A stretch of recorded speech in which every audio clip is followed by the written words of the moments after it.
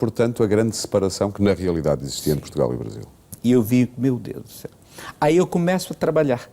E eu disse como? Eu lembro que a minha primeira briga foi com a minha irmã mais nova. Minha irmã mais nova. Porque ela disse, eu vou ter que fazer uma revolução neste país. E ela então disse, você nunca me deixe de ser português. Não é por Portugal que eu quero fazer esta revolução. Como é que eu vou entrar num auditório de um povo jovem cantando fado com os olhos fechados? É impossível. Eles não vão entender aqui. Não vão entender. Conseguiu fazer amigos brasileiros? Ou vocês viviam em clã? Nós vivíamos num bairro chamado Vila Maria, onde 80% dos residentes eram portugueses. Casinha de pastilhas, Nossa Senhora de Fátima na fachada, que é normal. As pessoas, por não ter, levam até eles. É que nem as pessoas que vêm da França, trazem até o Torre Eiffel. Mas isso queria dizer que o Brasil os empurrava para um gueto, ou eram os portugueses que se sentiam melhor no gueto?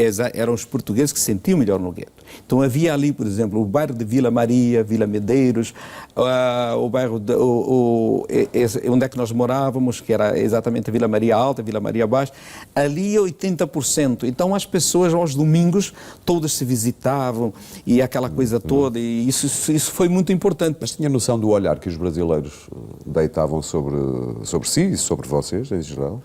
A primeira decepção que eu tive foi quando saí de casa. Quando eu saí a primeira vez de casa, nós fomos para uma rua que estava a minha irmã mais velha, lógico, tinha outro irmão pertinho, então nós fomos todos ali, chamada Rua 7, na Vila Maria. E 2 meninos chegaram e me chamaram de burro. E falaram que... Assim, isso é mais nem menos. Português burro. Português era burro. Todas as chacotas eram com português. E eu via falar super bem da Itália, super bem da França, porque os anos 60 foram gloriosos para a música italiana, para a música francesa, como sabe, para as grandes músicas também do mundo, se ouvia e a lá. música francesa, todos os sucessos, todos aqueles que nós ouvimos aqui, ouvimos lá. E eu ficava desesperado porque eu queria ouvir uma Amália, eu queria ouvir um Francisco José, eu queria ver alguém na rádio, não se ouvia nada.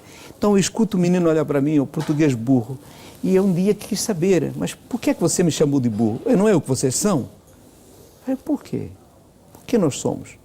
Então a gente se vingava quando nós, por exemplo, fazíamos um jogo de futebol, juntávamos assim, Portugal e Brasil, era sempre, nós não queríamos jogar meninos normal, como, vamos jogar contra uns meninos, não, Portugal e Brasil. Sempre. Nós ganhávamos sempre. Sabe por quê? Porque se eles não nos deixassem marcar gol, nós dávamos uma surra neles. Sabe que eu tenho, quando estive a preparar esta entrevista, juntamente com a Maria João, estávamos a falar que às vezes parece que há temas na vida das pessoas e aquele tema que me parece que se aplica muito bem à sua vida é aceitação, a luta por aceitação.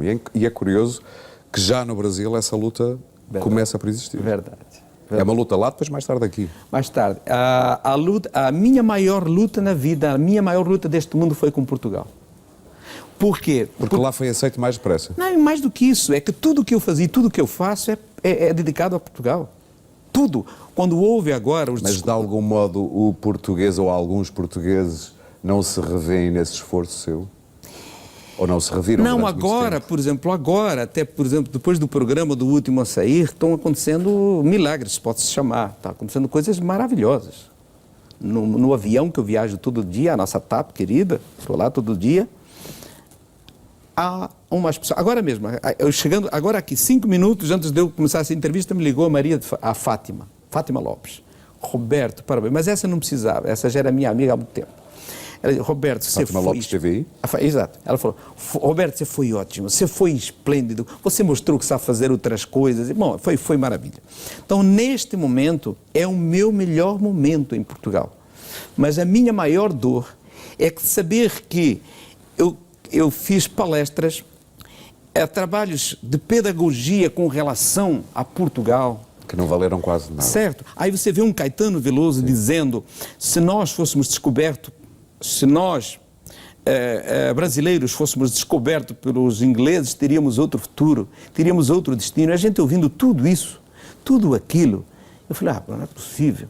Então aquela luta quase desesperadora com relação à imagem, o Roberto Leal então ia para a televisão e proibir programas. E quando eu cheguei uma hora, uma pessoa que vende 18 milhões de discos, começa a ficar forte. Sim. Começa a ficar Começa forte. a ser ouvida, pelo menos. Começa a ser ouvido. Então, quando eu ia nos programas, se vinham com uma piada, se vinham com alguma coisa... Os programas do Brasil. Do Brasil. Eu mudei muito o script.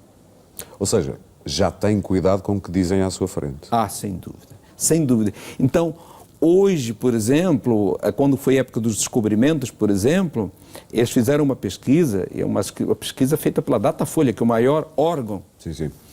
O Roberto Leal deu deu em todas as camadas etárias e social. Mas esse momento de conquista do Brasil, Leal. se quiser, teria quê? 16 anos, 17, não sei. Como? Quantos anos é que teria quando vai ao programa de Chacrinha, quando se dá a explosão Roberto Leal no Brasil? Tinha 21, 21 anos. Esse é o momento definidor. Definidor. Tem que estar no filme da sua vida, claro. O Chacrinha foi um divisor de águas. Até ali eu tinha ido em tudo quanto é lado, era aquela coisa e tal. Eu já tinha um disco que era tocado pelo maior disc jockey de São Paulo, que era o Barros de Alencar, mas a minha força estava na televisão. Um cabelo até às costas, uma figura diferente, então eles nunca tinham visto uma figura daquelas. Louro ainda para mais. Louro, todo mundo achava que eu era alemão. Já a chamar-se Roberto Leal? Não. O Roberto Leal veio me dado pelo professor, porque eu chegava sempre no horário, então ele falava, você é muito leal, você vai ser o Roberto Carlos dos portugueses. Isso foi o meu professor que me deu o nome. Agora, essa coisa do Chacrinha é genial. É genial, vale a pena perdermos aqui um minuto, eu acho que nós vamos... Acho que aqui está tudo. Ali eu percebi muitas coisas, que há uma força maior que comanda o universo. Porque ninguém poderia escrever aquilo que aconteceu, não haveria no papel... Isso não está escrito em lado nenhum, como alguém... Não está, era impossível. Porque eu fiz o programa e quando eu estava terminando a minha apresentação, eu reparei que as pessoas começavam então a levantar os braços e dançando a nossa chula. No estúdio? No estúdio. Eu disse, meu Deus... Só que aí terminou a música. Afinal, o brasileiro sabia alguma coisa de Portugal. Não, mas no final, mas depois de eu enfatizar muito aquilo que eu estava fazendo, e de repente ele recebe um recado, porque naquele dia era o Festival Internacional da Canção, que era uma finalíssima do maior festival que a Globo já apresentou, e teve um problema técnico. E ele disse, olha, acabou, temos aqui um problema, fica com mais 3 minutos. Aí não havia mais nenhum artista, entrou o Roberto Leal de novo. Aí as pessoas já estavam ensaiadas. Foi um grande ensaio, a primeira apresentação. E repetiu a rebita? E repetiu a rebita. Aí todo mundo já de pé. Para o outro dia era 100%. As pessoas, para ver o festival, 100% da audiência viram um português de Trás-os-Montes. Que não estavam à espera. Aí foi genial. Vê nisso uma conspiração? Eu vejo muita coisa. Eu acho que aí foi porque muitas coisas aconteceram dessa forma.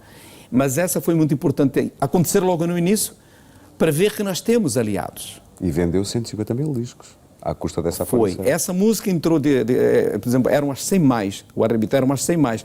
Ela entrou em 65, depois foi para 47, depois foi para 17, e depois foi para 7º, e depois foi para 1º lugar. Quando estive no 1º lugar, eu tive uma crise de choro, de alegria, tão grande, mas...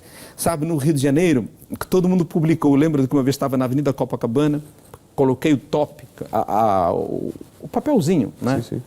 Assim na rua, e disse assim, eu estou em 1º lugar, um português, porque eu nunca ficava satisfeito, eu achei que era muita coisa para ser só para mim, então eu sempre dividi com Portugal. Essa minha tristeza de quando eu chegava aqui não ser visto dessa forma. Quase como se Portugal não quisesse partilhar consigo. Exatamente, isso. Foi sempre, acho que você agora... Percebeu isso desde o início que voltou? Desde o início, isso era muito porque eu vinha aqui, eu via as pessoas alheias e tal, mas eu entendia. Mas diga uma coisa, temos que ir para intervalo, nós vamos voltar aí. Mas diga uma coisa, qual é a sensação, como é que se pode ver isso num filme da sua vida, de se ouvir pela primeira vez no rádio? Ligar o rádio e ouvir-se? É indescritível. É tão forte, porque ali estavam muitos anos. Não era aquele momento. Aquele momento representou todos os momentos da minha vida. Condensa. Todas as lutas que eu tinha. A tristeza de só ver música italiana, a tristeza de só ver música inglesa, a tristeza de ver só música francesa, aquela era a vingança dos portugueses. Como é que comemorou esse primeiro lugar? Quando percebeu que chegou a primeiro lugar, como é que comemorou nesse dia? Então, nesse dia, como eu lhe disse, eu estava, do rádio foi praticamente igual. Quando eu estava em primeiro lugar, quando eu recebi, o top chamava Nopen, que era a pesquisa do Rio de Janeiro, e quando eu vi que eu estava em primeiro lugar, eu fui até o meu apartamento assim, e depois estava comigo a diretora da gravadora. Ela ficou impressionante, ela nunca viu nada igual. E ela disse, me Aibro é o melhor que você tem. E ela disse, filho, eu Aibro tudo. Aí ela foi atrás de um vinho do Porto, ela foi tudo aquela coisa que eu queria. Quando foi para o outro dia, três músicas, as três mais músicas da semana, Roberto Carlos, Gilberto Gil e Roberto Leal. E eu disse, as três... havia um programa chamado Haroldo de Andrade, colocou as três para ver qual tocava. Tocou as três. Então tinha um pequeno auditório à rádio e a menina falou assim, Roberto Leal. Não, aí eu morri. Você está entendendo? Quer dizer, começa a se confundir que era isso que eu queria.